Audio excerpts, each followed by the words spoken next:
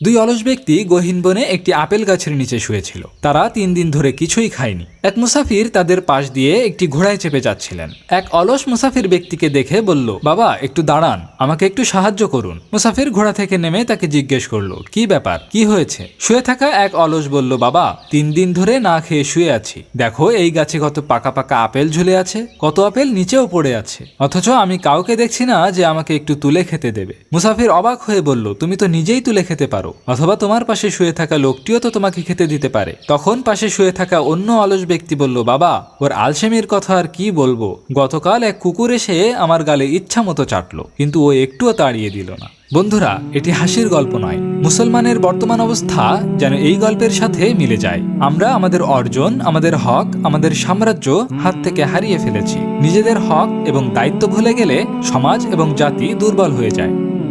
গল্পটি ভালো লাগলে অবশ্যই সাবস্ক্রাইব করুন এবং আমাদের অনন্ত পথ চলার সঙ্গী হয়ে যান।